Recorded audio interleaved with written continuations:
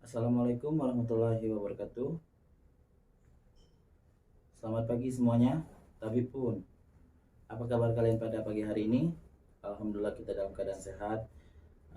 Sebelum memulai kegiatan pembelajaran pada hari ini, Bapak akan memeriksa kehadiran kalian semua. Sumiati, Raisa, Ita, Agil, Ade, Aji, Rumsila. Rumsila tidak masuk ya hari ini. Ada yang tahu dia kemana? Oh, dia sedang sakit. Hari ini kita akan mempelajari tentang teks cerpen. Sebelum masuk ke materi pada minggu ini, apakah kalian masih ada yang mengingat materi pembelajaran kita pada minggu lalu? Ya, Raisa silakan.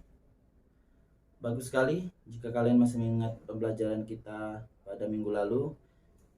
Hari ini kita memasuki pembahasan tentang teks cerpen. Silakan buka buku paket kalian halaman 135 materi teks cerpen. Dan Bapak akan menyajikan materi dalam bentuk PowerPoint. Silakan kalian perhatikan, dan jika kalian merasa materi itu penting, silakan kalian catat. Yang pertama adalah pengertian cerpen. Ada yang tahu pengertian cerpen itu apa? Ya, silakan Ita. Benar sekali. Cerita pendek atau cerpen adalah karangan dalam genre prosa tulis yang berbentuk naratif dan bersifat fiktif. Cerpen merupakan salah satu karya sastra yang memaparkan kisah maupun cerita mengenai manusia beserta seluk-beluknya, yang dituangkan melalui kisah singkat. Cerpen biasanya juga merupakan bentuk prosa baru yang menceritakan sebagian kecil dari kehidupan pelakunya yang terpenting dan paling menarik. Di dalam cerpen boleh ada konflik atau pertikaian, tetapi hal itu tidak menyebabkan perubahan nasib tokohnya.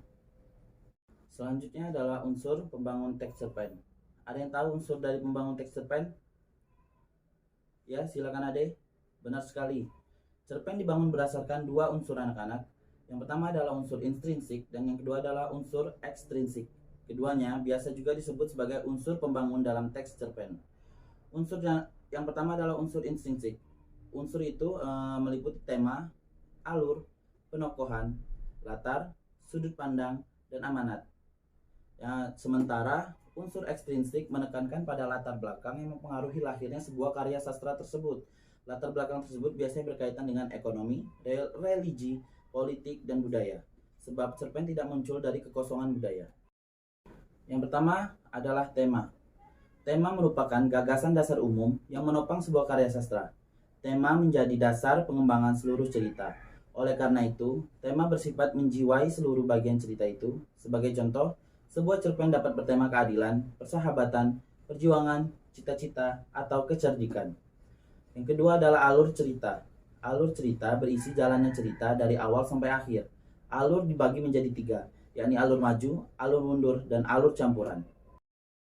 Yang ketiga adalah penokohan. Tokoh cerita adalah orang-orang yang ditampilkan dalam suatu cerita. Penokohan adalah pelukisan gambaran yang jelas tentang bagaimana watak tokoh tersebut. Penempatan dan pelukisannya dalam sebuah cerita pun dijelaskan sehingga sanggup memberikan gambaran yang jelas kepada pembaca. Dan yang keempat adalah latar. Latar ialah penempatan waktu dan tempat beserta lingkungannya dalam prosa fiksi. Latar dibagi menjadi tiga, yaitu latar tempat, latar waktu, dan latar suasana. Yang selanjutnya adalah sudut pandang. Sudut pandang adalah cara penulis memandang tokoh-tokoh cerita dengan menempatkan dirinya pada posisi tertentu. Sudut pandang ada 4 macam, yaitu sudut pandang orang pertama, pelaku pertama, sudut pandang orang pertama, pelaku sampingan, sudut pandang orang ketiga, pengamat, dan sudut pandang orang ketiga serba tahu. Dan yang terakhir adalah amanat. Amanat berisi pesan yang ingin disampaikan pengarang kepada pembaca.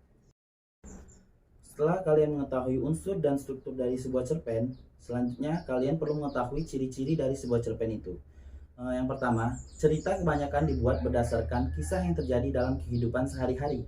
Yang kedua adalah cerita tidak mendeskripsikan tokoh cerita secara detail, tetapi tetap dapat memberikan gambaran sifat dari tokoh tersebut.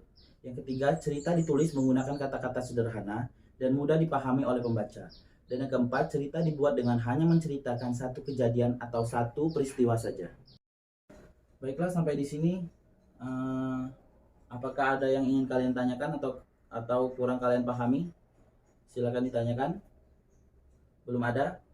Jika belum ada, selanjutnya silakan kalian bentuk kelompok menjadi 3 kelompok. Ya, dibentuk sekarang.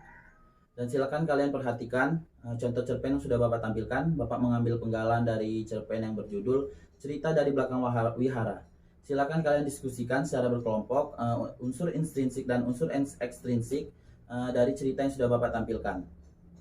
Dan kemudian nanti kita akan melakukan presentasi secara bergantian dari kelompok dan kelompok yang lain menanggapi. Apakah kalian sudah menyelesaikan diskusi kelompok? Baiklah, sekarang silakan kelompok yang pertama maju adalah kelompok 1 dan kelompok lain silakan menanggapi. Baiklah, terima kasih atas presentasinya kelompok 1. Sekarang silakan maju kelompok 2. Baiklah, terima kasih kepada kelompok 2. Selanjutnya kelompok yang terakhir silakan maju, yaitu kelompok 3.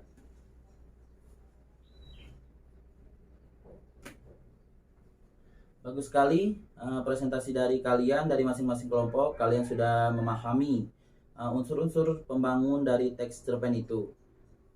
Selanjutnya Bapak akan memberikan kalian tugas pekerjaan rumah.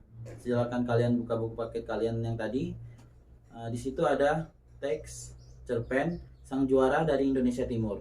Silakan kalian identifikasikan unsur-unsur pembangun dari teks cerpen tersebut dan silakan kalian kumpulkan pada pertemuan kita yang berikutnya.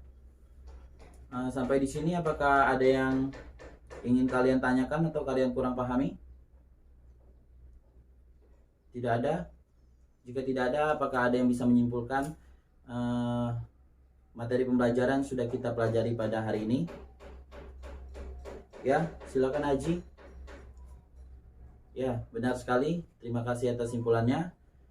Berhubung waktu kita sudah habis dan waktu istirahat akan segera tiba, Bapak akan mengakhiri pertemuan kita pada hari ini. Jika ada salah kata, Bapak mohon maaf. Bapak akhiri. Wassalamualaikum warahmatullahi wabarakatuh.